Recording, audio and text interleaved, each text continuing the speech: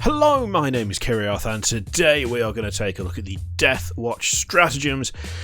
Don't worry, I think this is the last preview. I don't think there's any more after this, although I could be wrong, but there's something in this article that seems to suggest that the codex will be available tomorrow, and as such I'd be surprised if we saw anything more in the way of info dumps for this lot.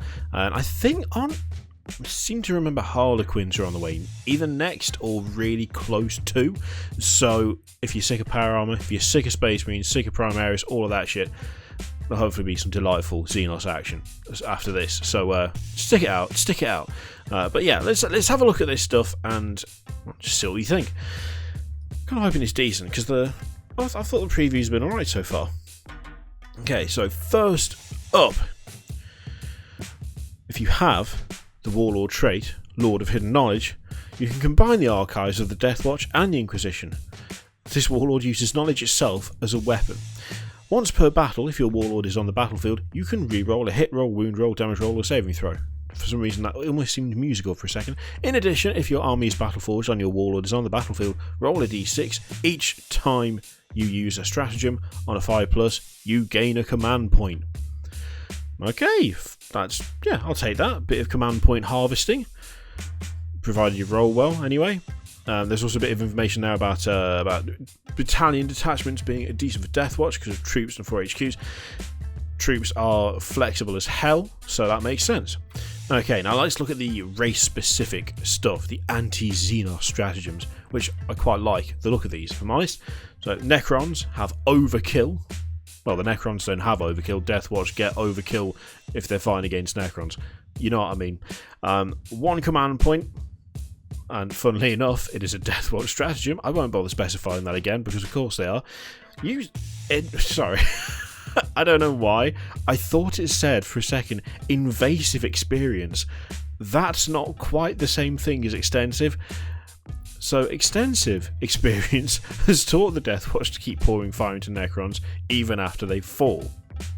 Use this stratagem at the beginning of your opponent's turn before they use the reanimation protocols ability of a Necron unit that is within 12 inches of a Deathwatch unit from your army. Your opponent subtracts 1 from any reanimation protocol rolls they make for that unit this turn. This is one of the things that I'm liking about these. I quite like that. It's nice and fluffy, it's nice and specific, it's targeted. That is to me what Deathwatch are all about. I like this stuff, I like it, it's funky, it's cool, it's very specialised, which is exactly what they should be.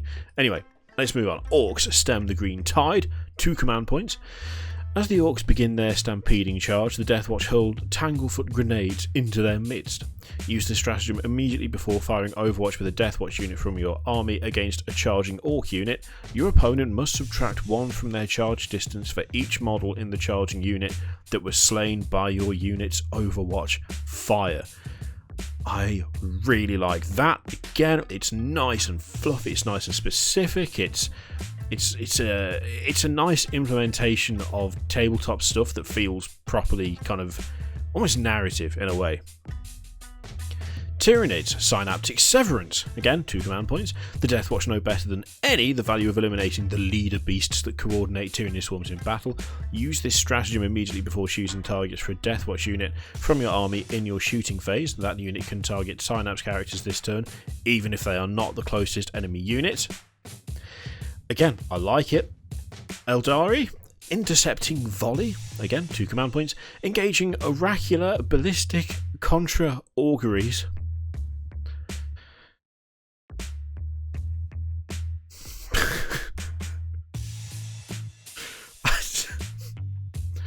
I mean, obviously, you cannot say that they are not giving it their all when writing this shit. I love it.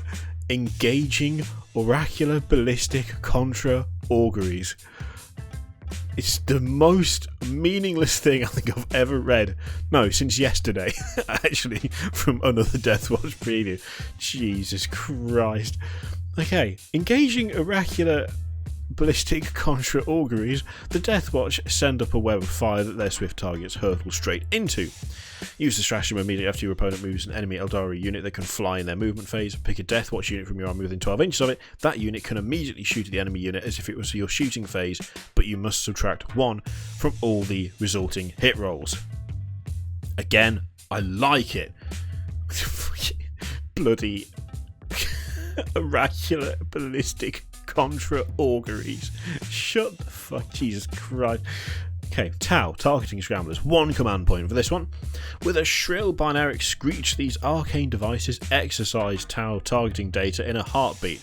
Oh, this is the rumoured thing that I've read about. Everyone read about pretty much. Use this stratagem immediately after a Deathwatch unit from your army has been hit by 1 or more Tau Empire Marker Lights. Immediately remove all Marker Light counters from that unit. Okay, sure. That doesn't seem to fit with the others, if I'm honest. The others seem to have a chance element attached to them, much like everything else in this game. That is just straight up, get rid of him. Just, that's it, gone.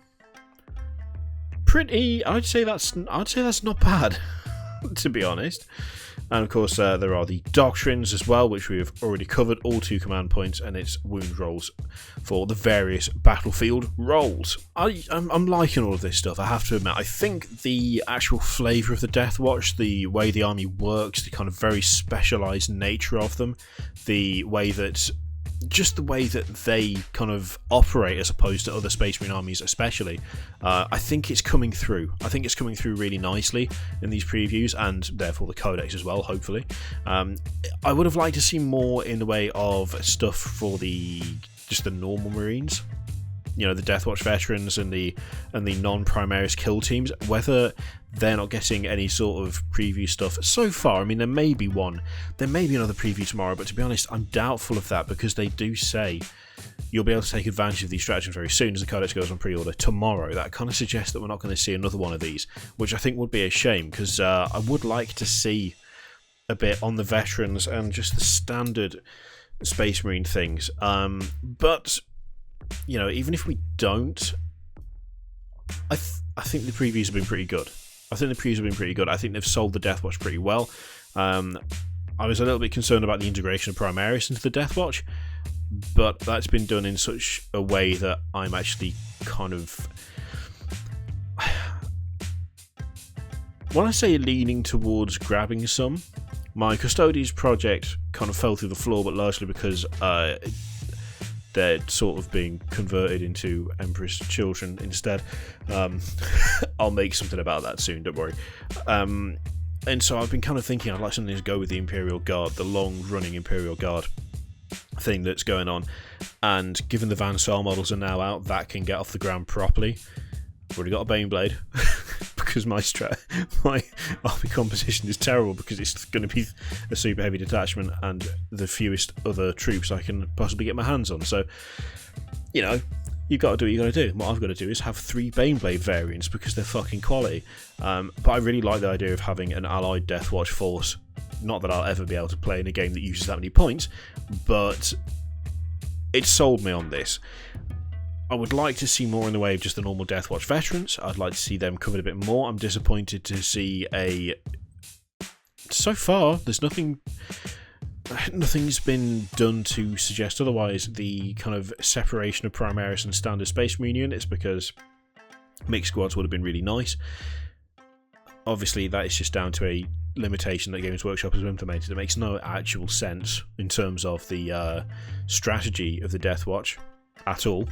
I mean, why would you not allow the different units to mix?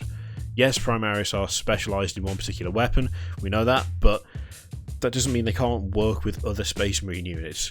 Just because they've got different weapons, I mean, if you look at the mixed units that Deathwatch have, they've all got different fucking weapons, so that doesn't really make any difference to anyone. But that is a technical limitation that has been imposed by Games Workshop due to their transport rules and the attempts to make you buy more stuff, effectively. They do that. That's part of their purpose. They are a company dedicated to making money. They happen to make some badass stuff along with it, but that is what that limitation is all about for me. And it's a shame that limitation wasn't lifted for this specific army. That being said, I I quite like these previews. I think they've done a decent job. The flow of the Deathwatch seems to be pretty much intact despite the implementation of Primaris, and yeah, I don't know. I think they've done all right. They've actually got me excited about it, and Deathwatch has always been an army that I've never been too fussed about, but they've managed to actually change that for me personally. So I always think that if they can change that, like the outlook of I'm not too fussed to I'm excited for this, then they've done a good job. So I think they've done a good job. It'll be interesting what the full codex is like when it comes out. What do you think of the previews as a whole? Are you actually excited for Deathwatch, or do you not really care? Leave a comment in the comment section, and I will read them as I always do. In the meantime, feel free to click the videos, page, subscribe, all of that shit. Click it if you like, don't click it if you don't want to, and I will see you for the next one, which will most likely not be Deathwatch related. Toodaloo.